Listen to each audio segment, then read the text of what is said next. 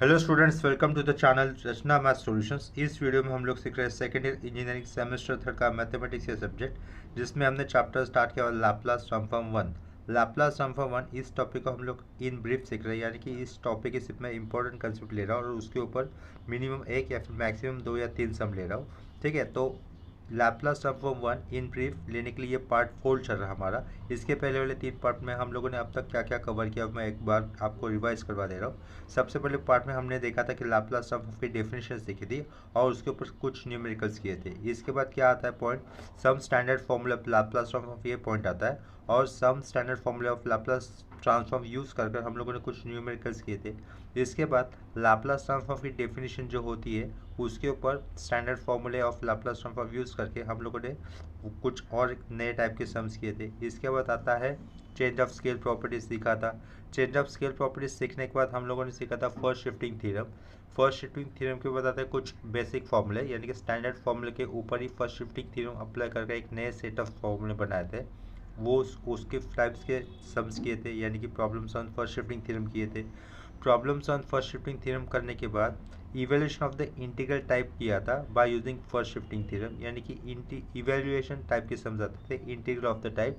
इसी टाइप के सम्स होते थे।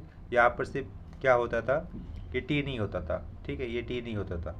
और उसके बाद आता है फिर हमारा सेकेंड शिफ्टिंग थ्योरम हमने सीखा था।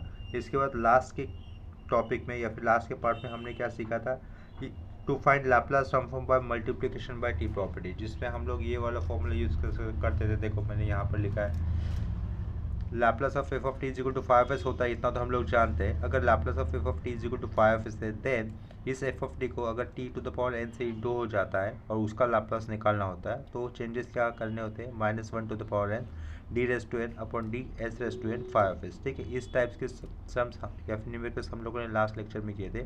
आज के इस लेक्चर में इसके आगे वाला पार्ट में ले रहा हूँ। क्या होगा इसके आगे वाला पार्ट, देखो मैंने हेडिंग में लिखा ऊपर, evaluation of the integral of the type integral 0 to infinity e to the power minus A t dot t F of T D T. ठीक है, यानी कि देखो ये जो अंडरलाइन किया है ना, ये जो अंडरलाइन किया वो मेरा एक्चुअल एफ ऑफ टी होगा और इस एफ ऑफ टी का मुझे लाप्लास ट्रांसफॉर्म निकालना होगा। उसको लाप्लास ट्रांसफॉर्म की डेफिनेशन के साथ कंपेयर करके हमें evaluation of the integral this type के सब करने हैं। जैसे कि हम लोग जानते हैं कि लाप्लास ट्रांसफॉर्म की डेफिनेशन क्या होती है, Laplace of F of t is equal to integral 0 to infinity e to the power minus S T F of T D t is equal to 5s। ये डेफिनेशन होती है। देखो Laplace transform की definition ये होती है ना, Laplace of F of t is equal to integral 0 to infinity e to the power minus S T F of T D t 5s।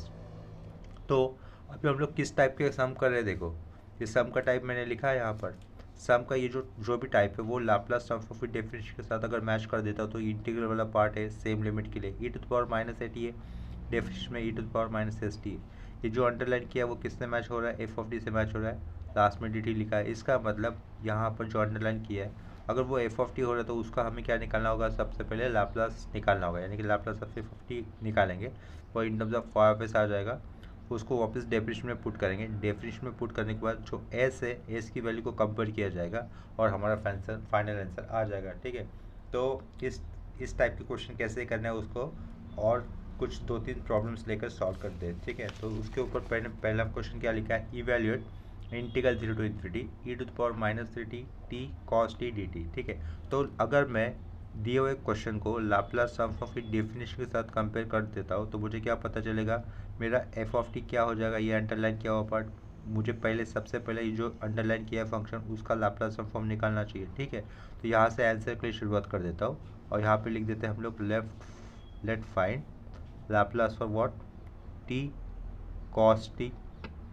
ठीक है, जो भी अंडरलाइन किया है फंक्शन को उसका सबसे पहले हमें क्या निकालना होगा, लाप्लास ट्रांसफॉर्म निकालना होगा। तो उसका लाप्लास ट्रांसफॉर्म निकालने के लिए यहाँ पर क्या दिख रहा है, टी मल्टीपल हुआ है किस फंक्शन के ऊपर, कॉस टी। इस फंक्शन के साइड में टी मल्टीपल हुआ है ना, तो मल्टीप्लिकेशन बाय टी इस प्रॉपर्टी में क्या सीखा था, जो टी मल्टीपल हुआ उसको थोड़ा सा इग्नोर करो, भूल जाओ, जो दिखता है फंक्शन उसका पहले लाप्लास निकालो। यानी कि टी अगर हम लोग भूल जाते हैं, उसको इग्नोर करते हैं, तो मुझे सबसे पहले किस फंक्शन का लाप्लास निकालना चाहिए, कॉस टी का निकालना चाहिए। तो मैं कॉस टी का लाप्लास निकाल लेता हूँ, Laplace for cos T. Laplace of cos t का एक स्टैंडर्ड फॉर्मूला होगा, Laplace of cos A T क्या होता है, S upon a square plus A square.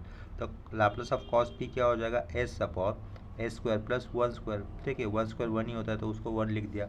इसके बाद हम लोग इसको टी से इंट्रोड्यूस कर देंगे, जो टी हम लोगों ने थोड़ा सा इग्नोर किया था एक, उसको वापस अभी इंट्रोड्यूस कर दिया। तो अगर टी एक बार इंट्रोड्यूस हो जाता है तो फॉर्मूला क्या हो जाएगा, -1 की पावर में 1 होगा, जितने नंबर ऑफ टाइम्स टी आता है तो यहाँ पर एक ही टाइम से आता है 1 होगा, 1 अलग से लिखने की ज़रूरत नहीं है। और एक बार डेरिवेटिव भी करना होगा, जितने नंबर ऑफ टाइम्स टी होता है तो उतने नंबर ऑफ टाइम्स डेरिवेटिव करना होता है। तो टी एक बार आने के कारण टी बाई डी एस एक ही बार होगा। और किस फंक्शन के लिए होगा, कॉस टी का जो भी 5s आए उसका, यानी कि D derivative for S upon a square plus 1, और यहाँ पर ब्रैकेट क्लोज। इतना क्लियर है। जैसे कि ये कौन सा फॉर्मूला अप्लाई किया है, मल्टीप्लिकेशन बाय टी की प्रॉपर्टी यूज़ की है, वो ये होती है Laplace of F of t is equal to, अगर 5s है then Laplace of t to the power n f of T क्या हो जाएगा, -1 to the power n d raise to n upon d s raise to n 5s। ठीक है, इतना clear है। तो अभी ये जो भी स्क्वायर ब्रैकेट के अंदर लिखा है उस फंक्शन का मुझे क्या करना होगा, डेरिवेटिव करना होगा। डेरिवेटिव किस फॉर्मूले से करेंगे, डेरिवेटिव का u अपॉन वी रूल, यानी कि सबसे पहले v लिखा जाता है, v ए स्क्वायर प्लस 1 लिखा, u का डेरिवेटिव दैट इज 1, s का डेरिवेटिव 1 होगा, 1 अलग से लिखने की जरूरत नहीं, माइनस के बाद u वाला फंक्शन s लिखा, और v वाले फंक्शन का derivative that is a square का डेरिवेटिव होगा 2s। ठीक है, और अपॉन में क्या रहेगा, वी स्क्वायर यानी कि ए स्क्वायर प्लस 1 का होल स्क्वायर। ठीक है, इतना समझ में आ गया। अगर आप लोगों को u बाई वी का रूल पता नहीं है तो मैं यहाँ पे लिख देता हूँ, derivative of u upon v क्या लिखते हैं, देखो सबसे पहले v लिखते हैं, u का डेरिवेटिव किया जाता है, फिर माइनस u लिखकर v का डेरिवेटिव किया जाता है, और अपॉन में वी स्क्वायर लिखा जाता है। तो ये जो भी मैंने ब्रैकेट में लिखा है वो है अपना u अपॉन वी का रूल। ठीक है, डेरिवेटिव का rule with respect to x function, यानी कि कंसिडर किया हुआ है कि v and u function are made up of x variable. इसके बाद नेक्स्ट स्टेप में क्या होगा, देखो अपने मेन स्टेप पे आ जाते हैं। -1 बाहर था, s इंटू 2s स्क्वायर, उसके आगे माइनस है यानी कि -2s स्क्वायर प्लस ए स्क्वायर, माइनस ए स्क्वायर बचेगा, माइनस ए स्क्वायर बचेगा, ये +1 न्यूमरेटर में, अपॉन में क्या था, एस स्क्वायर प्लस 1 का होल स्क्वायर था। ये बाहर का माइनस अंदर जाएगा तो क्या हो जाएगा, ए स्क्वायर -1 हो जाएगा न्यूमरेटर में, ए स्क्वायर -1 हो जाएगा न्यूमरेटर में, डिनोमिनेटर में क्या रहेगा, ए स्क्वायर प्लस 1 का whole square. This is Laplace transform for which function, Laplace for t cos t. ठीक है, इतना clear, Laplace for t cos t. अभी हम लोग क्या याद करेंगे, लैप्लास ट्रांसफॉर्म की डेफिनेशन याद करेंगे। सिंस लैप्लास ट्रांसफॉर्म की डेफिनेशन क्या होती है, Laplace of F of t is equal to integral 0 to infinity e to the power minus S T F of T D t, right side में क्या होता है, 5s होता है, राइट। इस एफ ऑफ टी की जगह पे मैं टी कॉस टी लिख दूंगा, जिसका लाप्लास निकाला वो, तो एफ ऑफ टी की जगह पे क्या लिखा, टी कॉस टी लिखा, is equal to same changes मुझे राइट साइड पे भी करने होंगे। यहाँ पर ये एफ ऑफ टी है वो रिप्लेस बाय क्या हो रहा है, टी कॉस टी हो रहा है। तो ये डेफिनेशन का पार्ट एज इट इज रहेगा, ये क्या लिखा, टी कॉस टी लिखा, और यहाँ पे डी टी लिखा, is equal to Laplace of t cos t का 5s क्या आया था, s square -1 upon s square plus 1 का होल स्क्वायर, तो वही लिख दूंगा, a square -1 upon a square plus 1 का होल स्क्वायर, वही लिख दिया, इक्वल टू क्या लिखेंगे हम लोग, इक्वल टू, या फिर ये सॉरी इसको इक्वल टू नहीं आएगा, इसको इक्वेशन 1 लिख दिया, इक्वल टू उसके पीछे लिखा है ना यहाँ पर, ये सब कुछ इक्वेशन 1 है, जो भी इक्वल टू है आगे इक्वल टू है, उसके आगे ये वाला टर्म, ये लास्ट का लाइन क्या है अपना, इक्वेशन हो गया। अभी इक्वेशन 1 का मिडल वाला पार्ट, क्या कह रहा हूँ मैं, इक्वेशन 1 का मिडल वाला पार्ट मुझे एग्जैक्टली दिए हुए क्वेश्चन के साथ मैच करना है, तो एस की वैल्यू कितनी पुट करनी होगी। देखो क्वेश्चन ऐसा था, integral 0 to infinity e to the power minus t cos t D t, और इक्वेशन 1 में ऐसा आया मिडल वाला part, integral 0 to infinity e to the power minus S t cos t D t, यानी कि equation 1 का middle वाला part exactly question के साथ मैच करने के लिए हमें एस की वैल्यू कितनी रखनी चाहिए, 3 रखनी चाहिए। तो वो मैं यहाँ पर नेक्स्ट पेज पे कर देता हूँ, देखो put s is equal to 3, put क्या लिखा, s is equal to 3 in equation 1। ठीक है, इक्वेशन 1 के अंदर अगर एस की वैल्यू 3 लिखी जाती तो हमें एक्चुअल क्वेश्चन ही मिल जाएगा जो कि पूछा था, जिसका इवैल्यूएशन पूछा था। तो यहाँ पर मैं तो लेफ्ट में तो एस तो है नहीं, तो ये वाला पार्ट नहीं लिखना है, डायरेक्टली मिडिल वाला पार्ट लिखूंगा, that is integral 0 to infinity e to the power -3t क्यू, क्योंकि एस की जगह पे 3 लिया है, तो e to the power 3t dot t cos t रहेगा, t cos t D t, ये हो गया हमारा एक्चुअल क्वेश्चन, राइट, जो कि पूछा था। इक्वल टू नीचे लिखूंगा, एस की वैल्यू 3 ली है, 3 स्क्वायर कितना होगा, 9, 9 - 1 8, तो डायरेक्टली 8 लिखा, अपॉन में 3 स्क्वायर होगा 9, 9 + 1 होगा 10, 10 का होल स्क्वायर 100। ठीक है, तो 8/100 आ गया।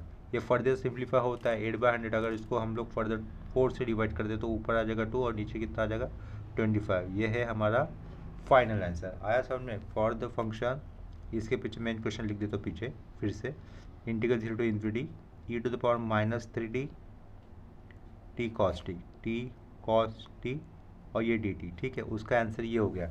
चलो इसी तरीके से सेम कंसेप्ट के ऊपर मैं और एक क्वेश्चन ले रहा हूँ, ठीक है।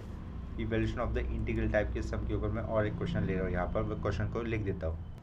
देखो नेक्स्ट क्वेश्चन मैंने लिखा है। नेक्स्ट क्वेश्चन में क्या दिया है, given Laplace of ERF root t, यानी कि error function for the variable root t is given 1/s root of s+1, ठीक है। इवेल्यूट क्या करने पूछा है, integral 0 to infinity t dot e to the power minus t ERF root t D t, यानी कि देखो इसका लाप्लास हमें दिया था, Laplace of ERF root t का दिया था, वो क्या दिया है 1/s रूट ऑफ s+1, और इंटीग्रल किसका पूछा है या फिर इवैल्यूएशन किसका पूछा है, integral 0 to infinity t dot e to the power minus t ERF root t D t. हम लोग क्या करेंगे, ये जो आंसर यहाँ से लिखना चालू करूँगा इस एरो से, तो क्या करूँगा मैं, टू फाइंड या फिर टू इवैल्यूएट कर देता हूँ, EVALUAT, टू इवैल्यूएट का इस पर लिखा। ये टी आगे है ना, उसको मैं थोड़ा सा पीछे लिख दूंगा, और e to the power minus t बाद में आता है उसको पहला लिख देता हूँ। क्यों, क्योंकि हमें उस वाले पार्ट को डेफिनेशन के साथ कंपेयर करने के लिए थोड़ा सा इजी हो जाएगा, ठीक है। तो वो उसका रिप्लेसमेंट कर दिया, आगे पीछे लिखा, और ये क्या लिखा, ERF root t D t. अभी ऐसा करने के बाद इतना तो पता चल रहा है कि अगर लास्ट वाले फंक्शन को, जो भी एक्सप्रेशन मैंने लिखा है, उसको लाप्लास ट्रांसफॉर्म की डेफिनेशन के साथ अगर मुझे कंपेयर करना होगा तो क्या पता चलेगा, इंटीग्रल वाला पार्ट तो है with the same limit Laplace transform की डेफिनेशन के साथ e to the power minus S t होता है, यानी कि एस की वैल्यू 1 हो जाएगी, तब ये डेफिनेशन के पहले दो टर्म के साथ मैच करेगा, लास्ट में डी टी है। इसका मतलब ये जो अंडरलाइन किया वो क्या हो जाएगा, अपना एफ ऑफ टी हो जाएगा। तो सबसे पहले जो फंक्शन को मैंने अंडरलाइन किया उसका हमें क्या निकालना होगा, लाप्लास ट्रांसफॉर्म निकालना होगा, राइट। तो ऐसे लिख देते, let find what, Laplace for t ERF root t, let find Laplace for t ERF root t. अभी टी तो मल्टीप्लिकेशन बाय टी की प्रॉपर्टी, यानी कि जो मल्टीपल में टी आया उसको थोड़ा सा इग्नोर करो या फिर भूल ही जाओ। तो अगर हम लोग इसको इग्नोर कर देते, भूल जाते, मानते कि ये टी है ही नहीं, तो वहाँ पे फंक्शन क्या दिखाई देगा, ERF रूट टी, यानी कि सबसे पहले Laplace of ERF root t निकालना होगा। तो सिंस, लेकिन वो तो दिया हुआ है ना, since Laplace for error function root t is equal to what, 1/s root of s+1। इतना क्लियर है। तो इसको जो टी इंट्रोड्यूस किया था, मतलब भूले थे हम लोग, उसको वापस इंट्रोड्यूस करना होगा, ठीक है। किया था नहीं, वापस टी को इंट्रोड्यूस एक बार करना होगा। तो टी एक इंट्रोड्यूस कर दिया, तो यहाँ पे क्या होगा, ERF रूट टी, ये एफ है, ठीक है। टी इंट्रोड्यूस करने के बाद टी कितनी बार इंट्रोड्यूस हुआ, एक ही बार, तो उसके कारण राइट साइड में एक बार इंट्रोड्यूस होगा, और बिफोर दैट -1 लिखना होगा, पावर में जितनी बार टी आया वो मेंशन करना है। तो टी एक ही बार आया तो 1 अलग से लिखने की जरूरत नहीं। d/ds एक बार इंट्रोड्यूस होगा, किसका, ERF root t this function का, तो यानी कि वो क्या है, 1/s रूट के अंदर s+1, ये राउंड ब्रैकेट क्लोज। इतना क्लियर है। अभी इसका डिराइव्स किया तो अपना काम हो जाएगा, -1 बाहर, डिराइव्स अब तक नहीं किया है, डिराइव्स करने से पहले थोड़ा सा सिंप्लीफिकेशन करेंगे। तो एस बाहर है, रूट के अंदर जाएगा तो वो क्या हो जाएगा, s² हो जाएगा। तो रूट के अंदर टोटल टर्म क्या बनेगा अपना, s³ और s² अंदर गया तो 1 के साथ इंटू होने पर s², ठीक है, ये स्क्वायर ब्रैकेट क्लोज। डिनोमिनेटर वाला टर्म रूट के अंदर है, अगर हम लोग उसको न्यूमरेटर में लेके जाएंगे तो क्या हो जाएगा, रूट की पावर लिख दूंगा तो क्या हो जाएगा, s³ plus s² to the power -½ रहेगा, ठीक है। इन जो स्क्वायर ब्रैकेट के अंदर फंक्शन आया है उसका हमें क्या करना है, फर्दर डिराइव करना है। तो राउंड ब्रैकेट के अंदर जो भी आया है उसको आप लोग मानो x, क्या कहा, राउंड ब्रैकेट के अंदर जो भी आया है उसको मानो x to the power n का डिराइव क्या होता है, nx⁻n−1, n की जगह पे हाफ दिखाई देगा, तो ये हाफ आ गया, x की जगह पे आया हुआ term that is s³ plus s² n-1 यानी कि -½ -1 -3/2 डॉट, और जो x की जगह पे आता है उसको फर्दर डिराइव करना होता है, यानी कि x³ प्लस s² का फर्दर डिराइव क्या होगा, नीचे लिखता हूँ मैं इंटू में 3s² प्लस 2s, ठीक है। इतना क्लियर है। नेक्स्ट स्टेप में माइनस इंटू माइनस प्लस हो जाएगा, ये plus half as it is dot, ये न्यूमरेटर का टर्म है, यानी कि न्यूमरेटर में क्या रहेगा, 3s² प्लस 2s हो जाएगा, ब्रैकेट में लिख देता हूँ उसको, अपॉन में क्यों, क्योंकि s³ प्लस s² है, पावर में कितना है 3/2। अगर उसको मैं डिनोमिनेटर में लिखता हूँ तो क्या लिखना होगा, s³ plus s² to the power कितना आ जाएगा, 3/2, और इसके लेफ्ट साइड में क्या है, लाप्लास है, Laplace of what, t ERF root t this function के लिए। देखो ये लेफ्ट में क्या लिखा हुआ है, Laplace of t ERF root t, ये फंक्शन लिखा हुआ है जो कि जिसका हम लोग लाप्लास ऑफ निकाल रहे थे, इक्वल टू क्या लिखा है, राइट साइड का किया हुआ सिंप्लीफिकेशन दैट इज 1/2, न्यूमरेटर में रहेगा 3s² प्लस 2s, अपॉन में क्या है s³ plus s² raise to 3/2, इतना हो गया। इतना लिखने के बाद अभी हम लोग लाप्लास ट्रांसफॉर्म की डेफिनेशन यूज़ करेंगे, that is Laplace for f of t. Definition क्या होती है, is equal to integral 0 to infinity होता है, e to the power minus S t आएगा, फिर एफ ऑफ टी आएगा, फिर डी टी हो जाएगा, और ये इक्वल टू क्या हो जाता है, 5f होता है, राइट। इतना क्लियर हम लोग को as per Laplace transform function definition. तो उसके बाद नेक्स्ट स्टेप में क्या करना होगा, जो एफ ऑफ टी लिया है ना, उस एफ ऑफ टी की जगह पे जिस फंक्शन का लाप्लास ट्रांसफॉर्म हम लोगों ने निकाला है वो मुझे लिखना होगा, यानी कि वो एफ ऑफ टी रिप्लेस करके मैं क्या लिखूंगा, t e r f root t ये फंक्शन लिखूंगा। देखो जिसको मैं दूसरे पेज पे कर रहा हूँ, लाप्लास ऑफ क्या लिखा, t e r f root t लिखा, इज इक्वल टू डेफिनेशन के अंदर हम लोग एफ ऑफ टी रिप्लेस कर रहे हैं t e r f root t इस वैल्यू के साथ, तो e to the power minus S t as it is definition का हिस्सा है वो।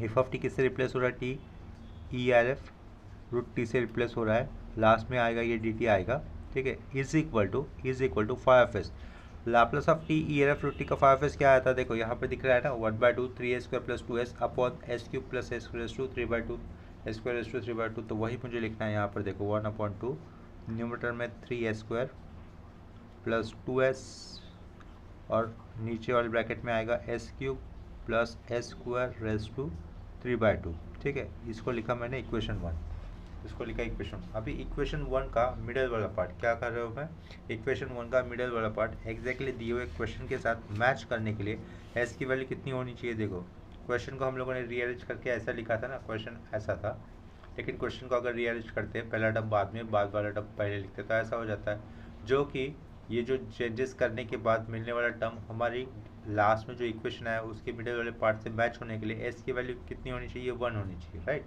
यानी कि क्वेश्चन तो वही हो रहा है, सिर्फ पहले दो टर्म आगे पीछे लिखे। तो इसके कारण इक्वेशन 1 में हम लोग एस की वैल्यू कितनी पुट करेंगे, 1 करेंगे, क्योंकि देखो यहाँ पर e to the power minus t है, तो और यहाँ पर इक्वेशन में मिडल वाले पार्ट में क्या e to the power minus S t है, तो s must be equal to 1 so that the last equation middle part of the last equation will be match with the equation और actual question which is asked, ठीक है। तो इसके कारण मैं क्या करूँगा, put s is equal to 1 कर दूंगा, put s is equal to 1 किया इन इक्वेशन 1। तो इक्वेशन 1 के अंदर एस की वैल्यू 1 होने के कारण चेंजेस क्या कहाँ पे करने हैं, यहाँ पर तो एस है ही नहीं, तो ये वाला पार्ट नहीं लिखना है, इंटीग्रल 0 टू इन्फिनिटी आएगा, e to the power minus t, 1 अलग से लिखने की ज़रूरत नहीं होती है, ये टी आएगा, और क्या लिखेंगे हम लोग, e r f root t और डी टी, ठीक है। जहाँ जहाँ पर भी एस है वहाँ पर 1 पुट करना है, 1 है एस, ये भी 1 है, तो ऊपर क्या होगा 3 + 2 5 हो जाएगा, ये बाहर का 2 यहाँ पर 5 हो रहेगा, 1³ 1, 1² 1, 1 + 1 2, 2 to the power 3/2, 2 to the power कितना रहेगा 3/2, 2 टू द पावर 3/2 यानी कि उसका आंसर कितना आ जाएगा 2√2 आ जाएगा, उसका आंसर कितना आ जाएगा 2√2, ठीक है। तो इसको फाइनल आंसर कितना बनता है 5/4√2, this is the final answer, ठीक है। यानी कि ये जो लास्ट में चाहिए तो हम लोग एक बार फिर से क्वेश्चन को मेंशन कर देंगे, इंटीग्रल 0 टू इन्फिनिटी, जैसे क्वेश्चन था वैसे लिख देता हूँ, टी पहले लिखा, e to the power minus t बाद में लिखा, e r f root t और लास्ट में क्या डी टी। इतना क्लियर हो गया। तो इसी कंसेप्ट के ऊपर और 3 क्वेश्चन रहेंगे, उनका सॉल्यूशन मैं यहाँ पे नहीं दे रहा हूँ, लेकिन उस क्वेश्चन को मेंशन कर दूंगा। अगर आपको उसका सॉल्यूशन चाहिए तो आपको इस वीडियो के लास्ट में एक एंड स्क्रीन पे पूरे लैपलास ट्रांसफॉर्म को सॉल्व किया हुआ एक प्लेलिस्ट मिल जाएगा, उसमें से आपको उसके पर्टिकुलर सॉल्यूशंस मिल जाएंगे, यानी कि उसके आंसर्स मिल जाएंगे। जो मैं 3 क्वेश्चन यहाँ पे ऐड करूँगा उसके आंसर आपको मिल जाएंगे, तो वो 3 क्वेश्चन मैं यहाँ पे लिख देता हूँ, ऐड कर देता हूँ। देखो यहाँ पर नेक्स्ट कंसेप्ट के ऊपर जो और 3 क्वेश्चन रहेंगे वो क्वेश्चन मैंने यहाँ पे मेंशन किए है। इवेल्युएट लास्ट में पहला क्वेश्चन क्या दिख रहा है, integral 0 to infinity t² sin 3t upon e to the power 2t dt। इसका सिंप्लीफिकेशन करते हुए क्या करना होगा, डिनोमिनेटर पे आए e to the power 2t को न्यूमरेटर पे लेके जाके तो e to the power minus 2t हो जाएगा, e to the power minus 2t, उसके पहले इंटीग्रल दिख रहा है, लास्ट में dt है, यानी कि वो लाप्लास ट्रांसफॉर्म की डेफिनेशन के साथ अगर हम लोग कंपेयर करते हैं तो मुझे सबसे पहले लाप्लास ट्रांसफॉर्म के साथ किसका निकालना होगा, Laplace for t² sin 3t का निकालना होगा, जिसमें t² इंटू हुआ है 2 बार, तो t² को थोड़ा सा भूलें कि बेसिक फंक्शन क्या हो जाएगा sin 3t, पहले उसका लाप्लास फिर उसको t² 2 बार इंटू, तो इस तरीके से इसका सिंप्लीफिकेशन करना होगा। कंसेप्ट क्लियर है इस सम से भी।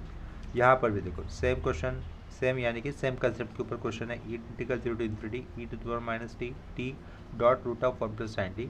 सबसे पहले हम लोग क्या करेंगे, ये वाले फंक्शन स्क्वायर ब्रैकेट के अंदर, राउंड ब्रैकेट के अंदर जो भी फंक्शन है उसका पहले लैप्लास ट्रांसफॉर्म निकाला जाएगा, और उसके बाद एक क्वेश्चन और दिया है, वो क्या है, integral 0 to infinity e to the power minus t t³ sin 3 sine t D T. ठीक है, अगर आपको इनके सॉल्यूशंस आते हैं तो अच्छी बात है, अगर किसी भी स्टेप में या फिर डाउट रहेगा तो आप लोग इसके सॉल्यूशन देख सकते हो। लास्ट पे एक प्लेलिस्ट मिलेगा एंड स्क्रीन पे, लाप्लास ट्रांसफॉर्म 1, जहाँ पर कंप्लीट सिलेबस के साथ सॉल्व किया हुआ रहेगा। ठीक है, अगर ये सब सॉल्व करते वक्त कोई इसी स्टेप में डाउट आता है तो आप लोग मुझे कमेंट सेक्शन में इन्फॉर्म कर देता हूँ।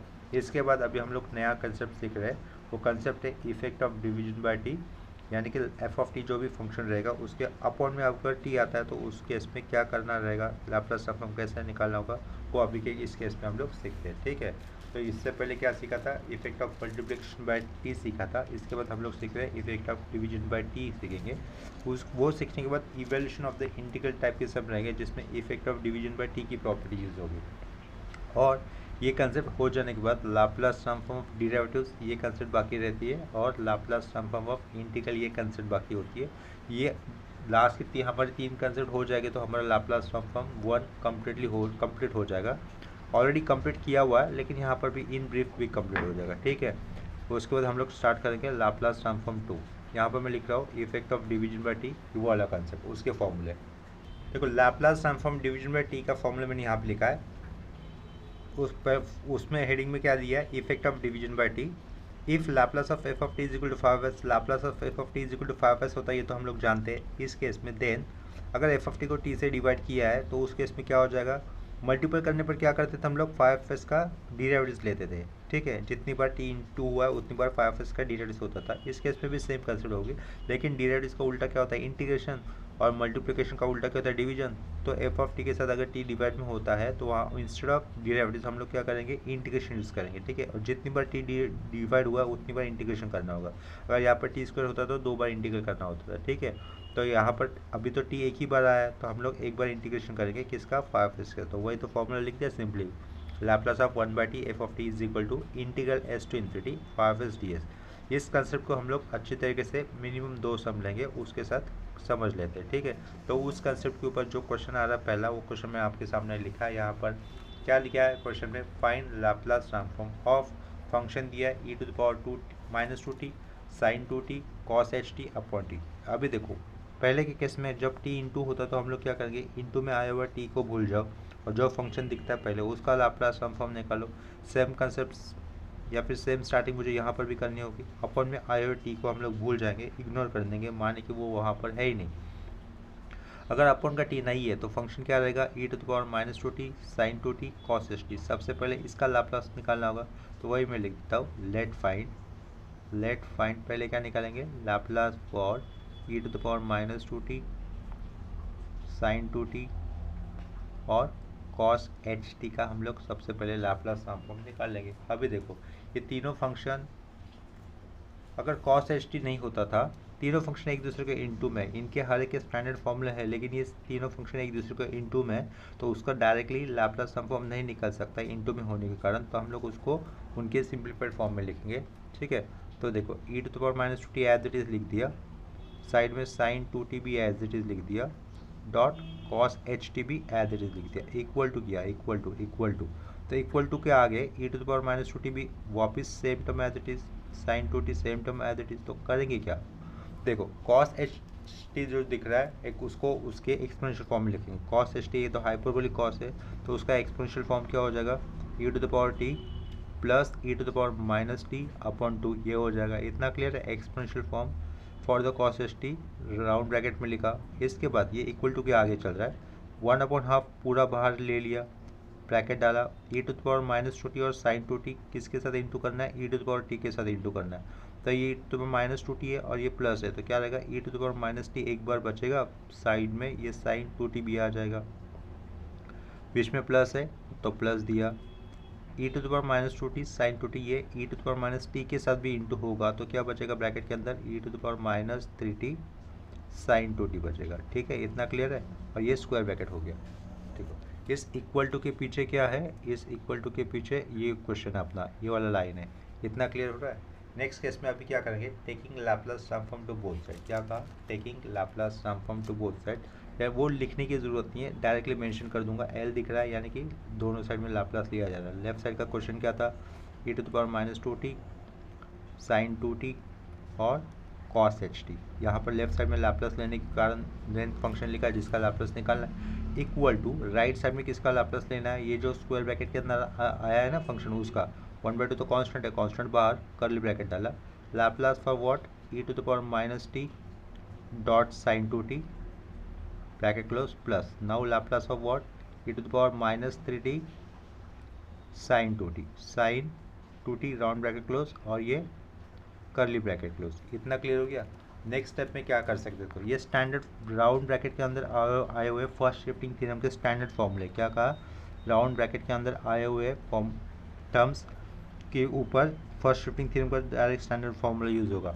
लाप्लास ऑफ साइन 80 क्या होता है, लाप्लास ऑफ साइन 80 होता है a upon a square plus A square, लेकिन a की जगह पे 2 है तो इसका लाप्लास ऑफ क्या हो जाएगा साइन 2t का 2 अपॉन क्या होगा ए स्क्वायर प्लस 2 स्क्वायर। लेकिन शिफ्टिंग थ्योरम यानी कि फंक्शन के ऊपर एफ ऑफ टी इस फंक्शन के ऊपर अगर e to the power bt use होता है तो जहाँ जहाँ पर भी s होता है वहाँ से माइनस भी करना होगा अगर e to the power bt होता है तो, लेकिन e to the power minus t है, इसका Laplace of 2 upon a square plus 2 square हो गया, लेकिन e to the power minus t होने के कारण हम लोग जहाँ पर भी s आएगा उसमें +1 ऐड करना होगा। ठीक है, फर्स्ट शिफ्टिंग थ्योरम को आप लोग थोड़ा सा समझ लो, तो s+1 का होल स्क्वायर लिखा प्लस क्या लिखा यहाँ पर 2 स्क्वायर लिख दिया। ठीक है, सेम कंसेप्ट मुझे राइट साइड में अप्लाई करने की, इस प्लस के आगे साइन 2t का लाप्लास क्या होगा 2 upon a square plus A square यानी कि ए स्क्वायर प्लस 2 स्क्वायर, एस जहाँ पर आएगा वहाँ पर मुझे +3 ऐड करना होगा क्योंकि उसके पहले साइन 2t के पहले क्या है e to the power minus 3t, तो क्या लिखूँगा मैं s+3 का होल स्क्वायर प्लस 2 स्क्वायर।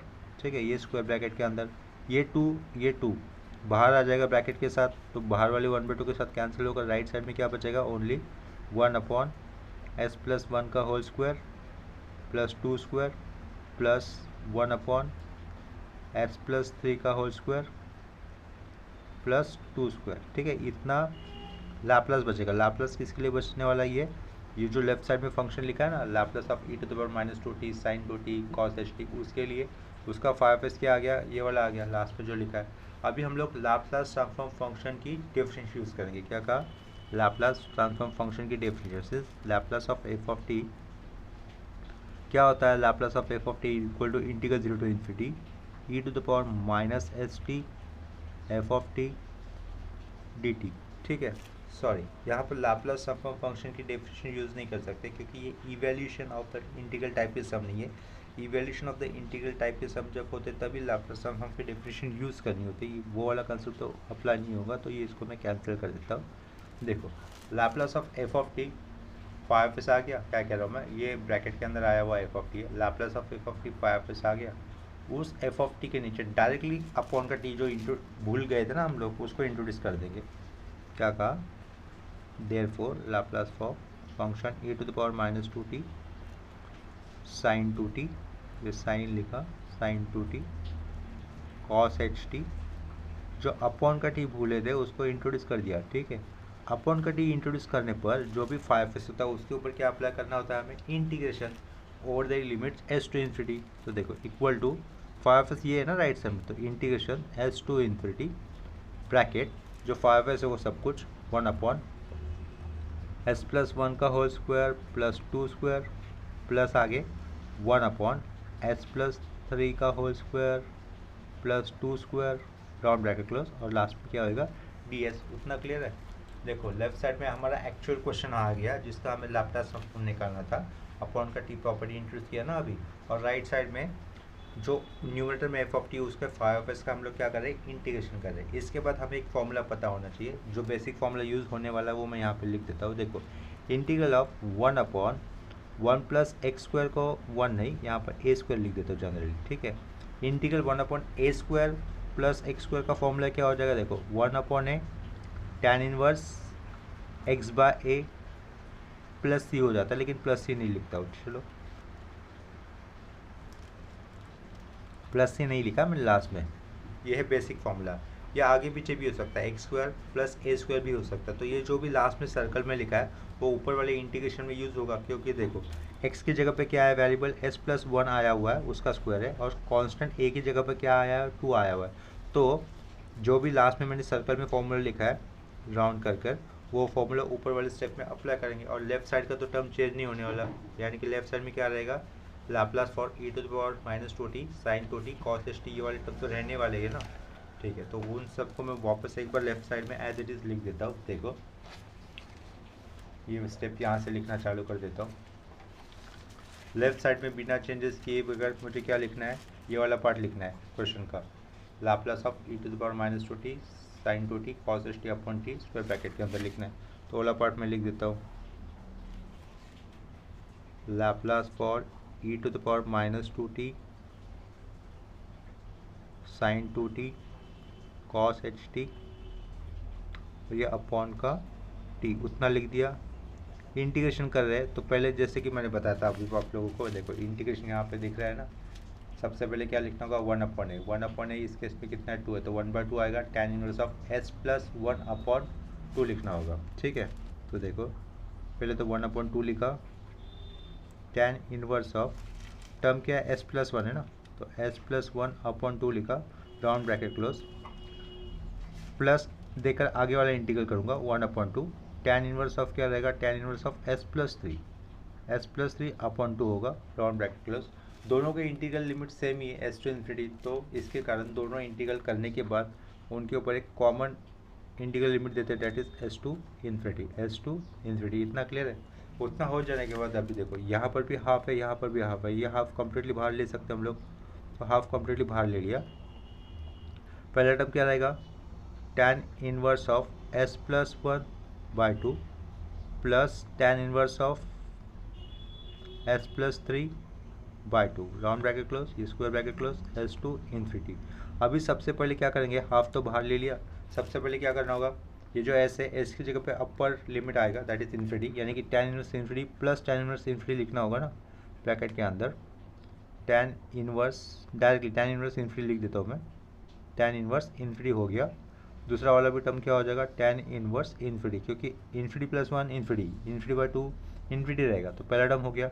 ये हो गया अपर लिमिट पुट करने के बाद माइनस के बाद आएगा ब्रैकेट आने के बाद s की जगह पे s ही आने वाला है, यानी कि माइनस दिया, tan इनवर्स ऑफ क्या रहेगा s प्लस 1/2, सेंटर में प्लस ही रहेगा, plus tan inverse of s plus 3/2, ये राउंड ब्रैकेट ये इसका क्लोज, ये बड़ा वाला राउंड ब्रैकेट इसके लिए क्लोज, और लास्ट में ये स्क्वायर ब्रैकेट क्लोज। ठीक है, इतना क्लियर है। नेक्स्ट स्टेप में देखो क्या करना होगा, लेफ्ट साइड में तो एज इट ये मेन फंक्शन रहने वाला है। tan इनवर्स इन्फिनिटी कितना होता है π/2, tan इनवर्स इन्फिनिटी कितना होगा π/2 प्लस π/2 कितना हो जाएगा, पाई हो जाएगा, राइट।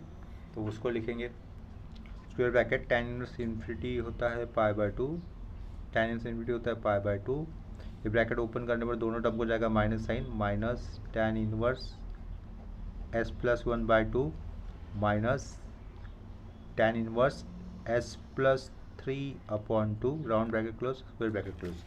π/2 प्लस π/2 90 प्लस 90 180 यानी कि पाई होता है, बाहर का 1/2 अगर उसको इंटू होगा तो क्या हो जाएगा, ये π/2 रहेगा पहला टर्म, उसके बाद माइनस वो हाफ आगे के दोनों फंक्शन को इंटू रहेगा, सेंटर वाले और ये लास्ट वाले, यानी कि हाफ बाहर का हाफ अंदर इंटू होने पर 1/2 आएगा यहाँ पर।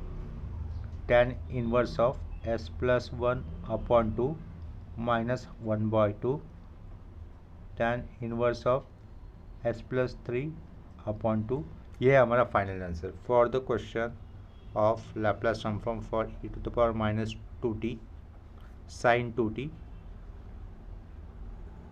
Cos ht upon t square bracket close, ये फंक्शन है। ठीक है, सेम कंसेप्ट के ऊपर मैं और एक क्वेश्चन ले लेता हूँ यहाँ पर। देखो दूसरा क्वेश्चन क्या दिया है, to find Laplace transform of function, इस तरीके से दिया है। देखो क्वेश्चन लिखा है to find Laplace transform of 1/t bracket में e to the power minus at minus e to the power minus bt, right. तो सबसे पहले क्वेश्चन को उसके मैथमेटिकल फॉर्म में लिखूंगा, that is to find Laplace for, देखो क्वेश्चन ऐसा है ना 1/t राउंड ब्रैकेट के अंदर e to the power minus at minus e to the power minus bt। ठीक है, अभी देखो यहाँ पर भी अपॉन में t दिख रहा है, 1/t इंटू में दिख रहा है ना, यानी कि अपॉन में तो t दिख रहा है, तो अपॉन वाली t को भूल जाओ, अपॉन वाली t को इग्नोर करो। अपॉन वाली t को इग्नोर करने के बाद क्या दिखाई देगा, राउंड ब्रैकेट वाला फंक्शन दिखाई देगा, राइट। तो सबसे पहले क्या करेंगे हम लोग, राउंड ब्रैकेट के अंदर जो भी फंक्शन आया उसका लाप्लास निकालेंगे। तो लेट फाइंड क्या लिखा, e to the power minus at minus e to the power minus bt, इनका लाप्लास ट्रांसफॉर्म निकालना पॉसिबल है, डायरेक्टली इसको फॉर्मूला अप्लाई कर सकते हैं हम लोग, स्टैंडर्ड फॉर्मूला लाप्लास ट्रांसफॉर्म। देखो सिंस लिखा, Laplace for E to the power minus A T minus E to the power minus B T. और लाप्लास कैसे होगा, बाय लीनियरिटी प्रॉपर्टी ये लाप्लास सेपरेट हो जाएगा दोनों स्टैंडर्ड फंक्शन को, e to the power minus A T minus Laplace for क्या रहेगा e to the power minus B t होगा, square bracket close. By the standard formula of Laplace transform इसका answer आता है 1/s प्लस ए minus इसका answer आता है 1/s plus B. ठीक है, तो देखो ये एफ ऑफ टी है स्क्वायर ब्रैकेट के अंदर आया हुआ और उसका 5s यहाँ पर है, तो ये पीछे एक बार फिर से लिख देता हूँ मैं, e to the power minus A T minus E to the power minus B t. तो एफ ऑफ टी का 5s आगे आ चुका है, क्या कहा, एफ ऑफ टी का 5s आ चुका है। इस एफ ऑफ टी का 5s आता है तो हम लोग डायरेक्टली अभी जो अपॉन वाला टी इग्नोर किया तो उसको वापस इंट्रोड्यूस कर देंगे। देयरफॉर तो अपॉन वाला टी यानी कि ऐसा लिखा 1/t लिखा ब्रैकेट में e to the power minus A T minus E to the power minus B t लिखा, round bracket close, square bracket close. Upon वाला टी जब इंट्रोड्यूस करेंगे तो जो एफ ऑफ टी का 5s आया था उसके ऊपर इंटीग्रेशन यूज़ करना है over the limit S to infinity bracket 1/s plus A minus 1/s plus B, round bracket close, और यहाँ पर ये लास्ट में डी एस होगा। अब देखो log x का डेरिवेटिव क्या होता है 1/x, क्या कहा, log x का डेरिवेटिव होता है 1/x। तो 1/x का इंटीग्रल क्या होगा, log x होगा, क्या होगा 1/x का इंटीग्रल क्या होगा, log x होगा। तो 1/s प्लस है, s प्लस है, ये टर्म x की जगह पर आया है, मानो क्या कहा s प्लस है, ये टर्म x की जगह पे आया है, तो 1/s प्लस a का इंटीग्रल क्या हो जाएगा, log of s plus a हो जाएगा। इतना क्लियर है। Similarly minus 1/s plus B का इंटीग्रल क्या हो जाएगा, log of s plus B हो जाएगा। ठीक है, तो नेक्स्ट स्टेप इसके आगे वाली नेक्स्ट पेज पे लिख रहा हूँ। देखो यहाँ पर नेक्स्ट पेज में क्या लिखेंगे हम लोग, लेफ्ट साइड वाला पार्ट तो सेम है, हम लोग जानते हैं लेफ्ट साइड में क्या है, लाप्लास फॉर 1/t ब्रैकेट में e to the power minus A T minus E to the power minus B t, round bracket close, square bracket close, is equal to 1/s plus a का integration क्या बनता है, log of s plus A minus इसका integration क्या बनता है, log of s plus b, square bracket close कर दिया, उनके limit over the limit S to infinity, यानी कि लोअर लिमिट s और upper limit infinity. log a minus log b का फॉर्मूला क्या होता है, log a बाय बी होता है, यानी कि log लिखा s plus A upon s plus B, log a minus log b का फॉर्मूला क्या होता है, log of a by B, पूरा स्क्वायर ब्रैकेट के बाहर क्या रहेगा s to infinity. Upper limit जब इन्फिनिटी पुट करेंगे infinity plus A upon infinity plus A, infinity by infinity रहेगा ना, उस केस में उसका आंसर कितना हो जाएगा, जीरो हो जाएगा, यानी कि लॉग इन्फिनिटी कितना लिखा, जीरो लिखा, माइनस एस की जगह पे एस ही पुट करेंगे तो लॉग ऑफ क्या रहेगा एस प्लस ए न्यूमरेटर में और नीचे क्या एस प्लस बी। माइनस है, ये माइनस को अगर मुझे बैलेंस करना है तो लॉग के साथ जो भी आर्गुमेंट होता है उसको इन्वर्स करना होता है, यानी कि उल्टा करना होता है, तो वो माइनस बैलेंस हो जाएगा, तो क्या रहेगा log of s plus b upon s plus a रहेगा और माइनस साइन बैलेंस हो गया। और इसके पीछे क्या था अपना main question, that is 1/t dot bracket में e to the power minus A T minus E to the power minus B t. इस Laplace transform by division by t इस प्रॉपर्टी के ऊपर मैंने अब तक यहाँ पर 2 ही क्वेश्चन करवाए ना, तो इसके जैसे और भी कुछ क्वेश्चन थे जो कि हम लोगों ने ऑलरेडी सॉल्व किए हुए, तो वो क्वेश्चन मैं यहाँ पर मेंशन कर देता हूँ कि कौन से क्वेश्चन हम लोग सेम कंसेप्ट से और भी प्रैक्टिस कर सकते हैं। ठीक है, तो उन क्वेश्चन को मैं यहाँ पे मेंशन कर दे रहा हूँ। देखो सेम कंसेप्ट के और हम लोग कौन से क्वेश्चन कर सकते हैं, to find Laplace transform of, question इस तरीके से आ सकता है 1/t e to the power minus t sine t, यानी कि 1/t जो आया टी को भूलेंगे, e to the power minus t sine t का पहले लाप्लास ट्रांसफॉर्म निकालना होगा as per first shifting theorem. जो भी 5s आएगा उसके ऊपर division by t property introduce कर हम लोग जो भी 5s है उसका इंटीग्रेशन यूज़ करके आगे फर्दर सिम्प्लीफिकेशन कर सकते हैं। कंसेप्ट बहुत सिंपल है। सेम क्वेश्चन आगे दिया है नेक्स्ट, यानी कि सेम कंसेप्ट के ऊपर नेक्स्ट क्वेश्चन दिया है 1/t ब्रैकेट के अंदर 1 माइनस कॉस टू टी।